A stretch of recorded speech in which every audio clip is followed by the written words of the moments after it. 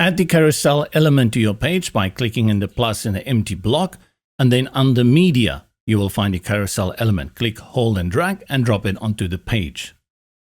With the first instance, a few things to observe. You have content that is structured within columns, the blue boxes. Navigation arrows, one on the left and one on the right, through which you can cycle through the different columns. And then you have dot navigation at the bottom. The amount of dots indicates how many cards or columns you have and which one is focused. So if I click on this one, it will scroll and then go back to the beginning. The options for the element is accessed in the top right, and you will find it all the way to the left. In most cases, you will want autoplay, but while working, it's a good idea to keep this switched off. Currently, we have 3 columns, and you can increase it to 4 columns. And now you see the dot navigation disappears as well as the arrows because there's no navigation. This can go up to 6. And once you go below the amount of columns, you will get the navigation, which is what you are looking for. This can go as low as 1, which is usually preferred on mobile devices. Spacing is the space added between the columns. More control over navigation, you can choose what kind of arrows you want to display, as well as the spacing between the content and the arrows. And then for dot navigation, you can set it to none or choose any of the other options available. The color section is important because here you can set your colors for your arrows as well as for your dots.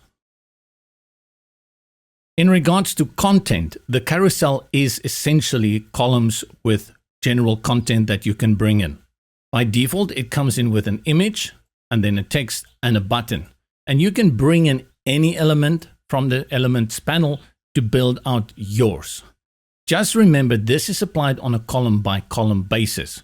So if you decide that you want a specific structure applied to all of your columns, style out one and then duplicate it by going to the column settings and then go to the rest and delete those. So we will delete these 3. It's also a good idea before you copy it to go and check responsive view to make sure it also looks good on tablet and mobile devices, and then only start copying so you already lock in those responsiveness. Another important feature at the column section is that you can reorder the columns. Let's make a few changes here. I'll just change the color of the text for these 2 so that you can have an idea of how to reorder. Let's say I wanted this card to be after this one.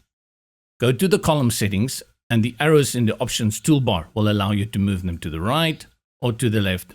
Let's go to this one here and say we want to bring it all the way in front of the yellow one. I'll click and I'll click.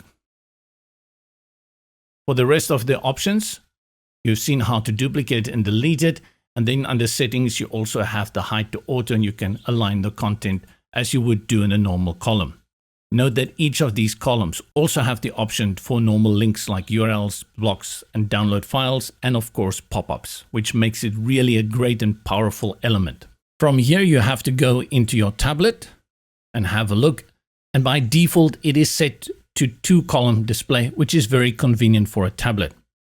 What we will do here is make a little bit of changes to our arrow. I'll go to the carousel settings and then columns and arrow spacing. I will decrease it to move it to the side.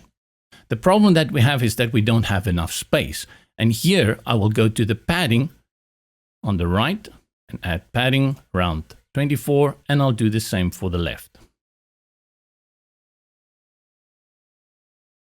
Now the arrows are nicely visible. The same is going to happen when we go to mobile. For mobile, you are restricted to only 1 column. Again, you're going to have your arrow spacing, and I will increase the padding. This time I'll just type in around 45 pixels on the left and 45 pixels on the right. Makes it much easier to navigate.